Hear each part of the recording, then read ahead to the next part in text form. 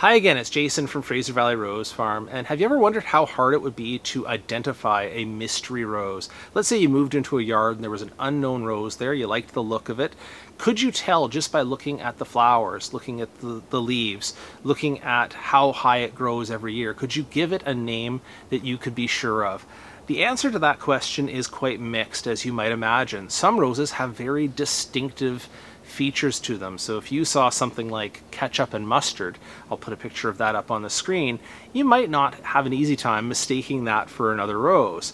On the other hand, and I have to give you the flip side of this because we're going to talk about this at some length, is that of the roses that I'm putting up on the screen right now, can you tell me which one of them is Belinda's dream out of all of these pink roses? Or if I put another screen up here of red roses, could you tell me which one of these is Olympiad?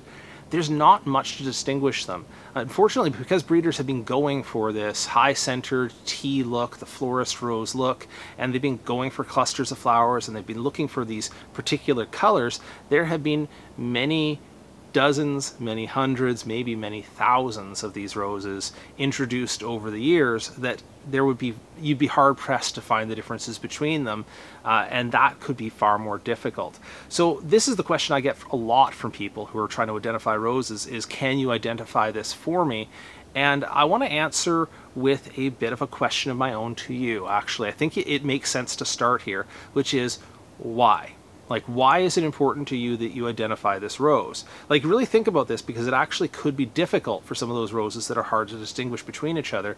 And let me pose you a scenario. Let's say you moved into a country estate of a very wealthy British collector of roses, the Grand Duchess of something or other, and you knew that she had collected roses all the way through her life, and you had inherited the estate, or that you had taken over the estate. Then it actually might make some sense if you had some mystery roses in that yard to try to figure out exactly what they were. You'd have grounds to think that they might be something that's rare, something that's unusual, something that can't be found in other people's gardens. So that's a situation where it might be worth the extra effort to look for those plants. Or if you've taken over the property of somebody who was in correspondence with Ralph Moore and had traded roses back and forth, again, might be worth figuring out what those mystery roses were. But if you've taken over, say, a suburban yard built in the 90s, some roses were put in sometime then or sometime between then and now, and you know that one of them is Olympiad, and just a sort of a standard Floribunda or hybrid tea type roses that are in your yard, would it be worth it to go through all the time and trouble to identify that rose? At this point in the conversation, people usually ask me the question, well, couldn't you just get a DNA analysis done? Couldn't you just match it to something else that's on the market? It's not that I actually even know that there is a service like this out there. I've seen some studies where they try to narrow down the families of roses, and I'm sure DNA testing is something that can be done on roses, but would it be worth it? And think about if you had a service that could be offered to you that was worth, oh, say $150, where you could really find out the ancestry of your rose and match it to one of the commonly known roses on the market.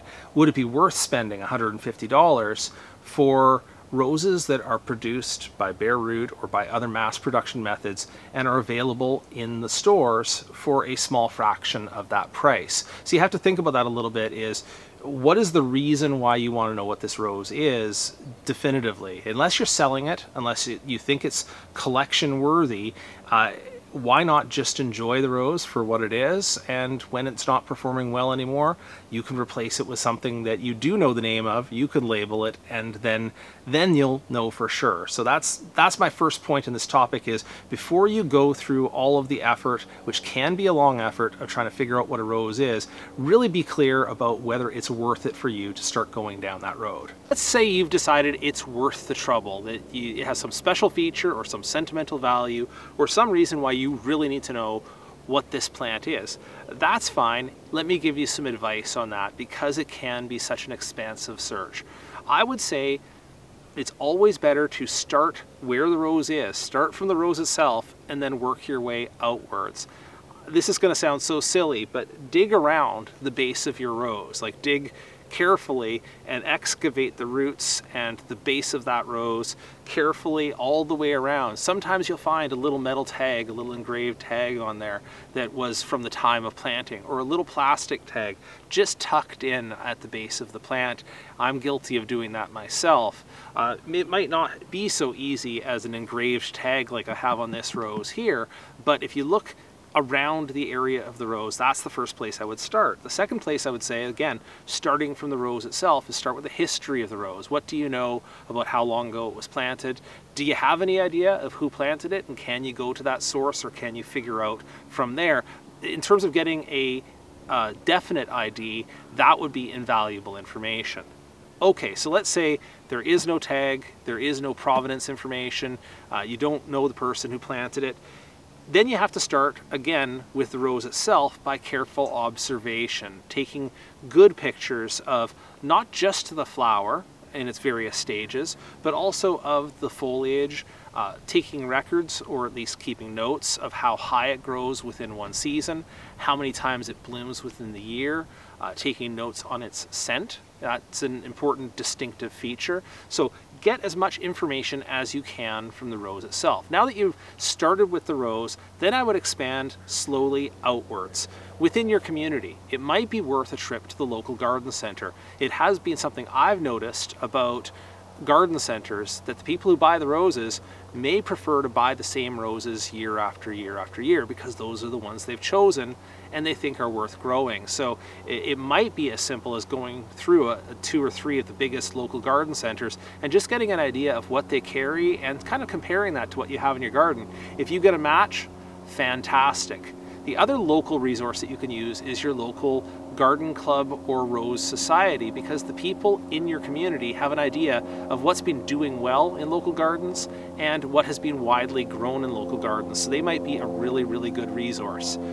Finally, I will say that if you've taken enough pictures, if you've taken enough notes about its stature, if you have the fragrance information, if you know how long it reblooms, you're in a good position to write a good description of this and then place that onto one of the Facebook rose-related groups. Now, one thing to be careful about these Facebook groups, it just as a matter of courtesy, is that some of them do not like the guessing game. I've seen on certain groups where they say, please do not post pictures of roses without a correct ID on it. We don't want to see that here. So you have to know what the culture of the group is before you get started.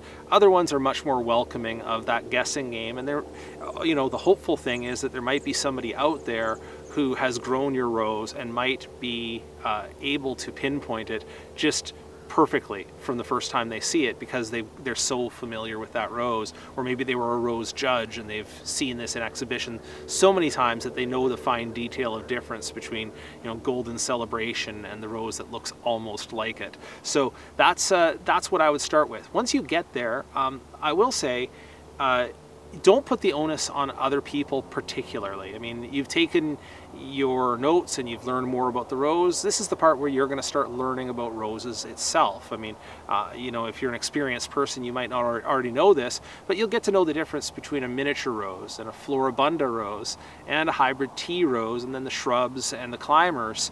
And if you can get an idea of what this rose does over time, the color and everything else, you can just go to Help Me Find, match some of those criteria, look for some of those popular upvoted roses, and then just get yourself a short list. You know, just say, well, you know, it's a medium-sized rose, you know, in white, looks like a hybrid tea.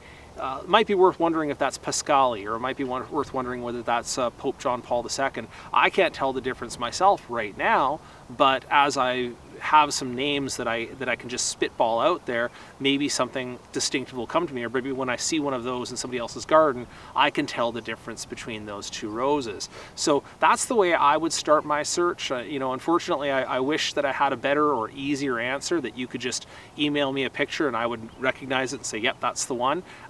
Actually, I've probably grown 250 to 300 different kinds of roses, which is just a very small fraction of what is out there on the market, really. So I might not even be your best resource, but certainly some of the Facebook groups that specialize in roses have a lot more eyeballs and people who've grown a lot more roses than I have.